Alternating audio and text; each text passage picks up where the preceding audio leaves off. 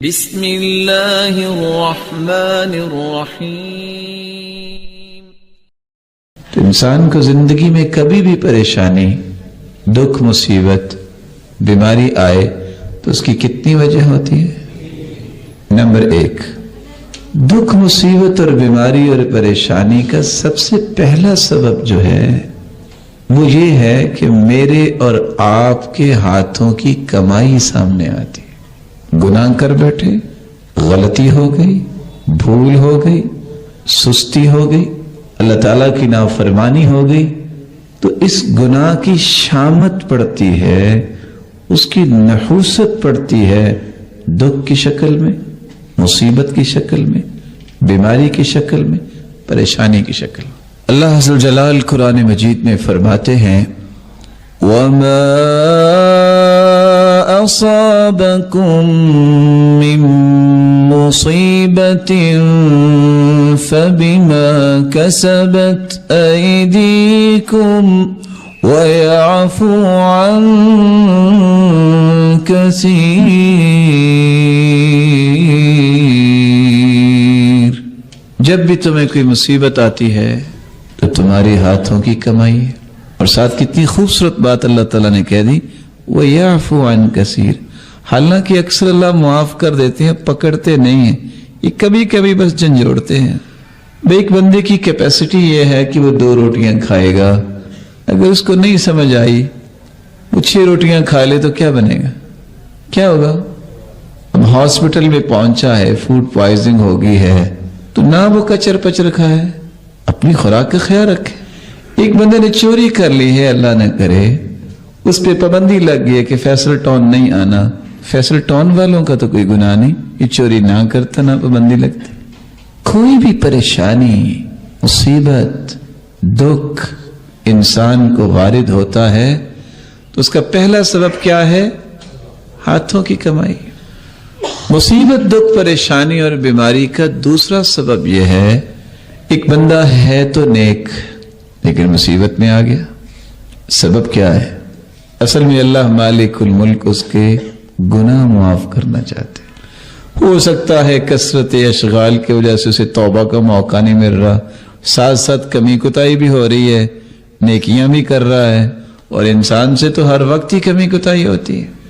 ارشاد ربانی ہے ما أصاب من مصيبة إلا بإذن الله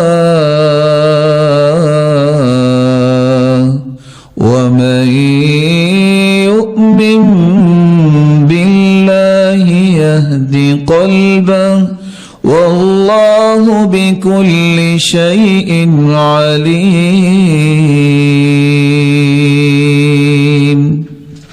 جو بھی مصیبت آتی ہے وہ اللہ کے حکم سے آتی ہے۔ کس کے حکم سے؟ اللہ کے حکم۔ اور اللہ کا حکم کیوں ہوتا ہے؟ صحیح بخاری، صحیح مسلم کی روایت ہے ما يصيب المسلم من نصب ولا وصب ولا هم ولا حزن ولا غم حتى الشوكة يشاكها إلا كفر الله بها من خطایا۔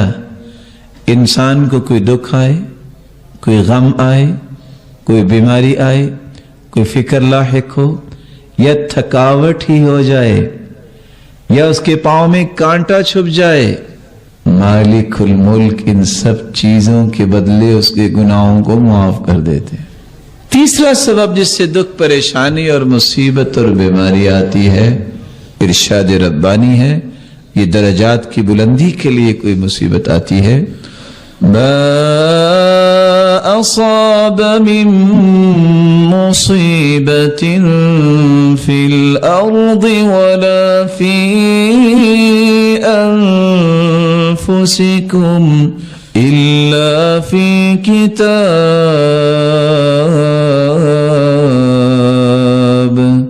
من قبل ان نبرأها إن ذلك على الله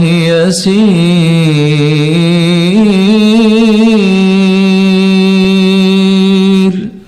آسمانوں اور زمینوں میں جو مصیبت ظاہر ہوتی ہے وہ اصل میں اللہ نے لوح محفوظ میں لکھی ہوئی ہے.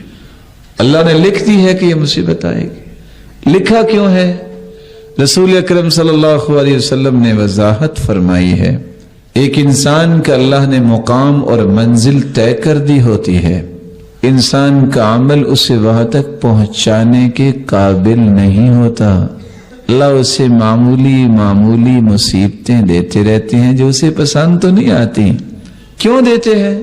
تاکہ اس کا بندہ جنت کے اس درجے پر پہنچ جائے. یہ سلسلہ صحیحہ کی روایت ہے 1599.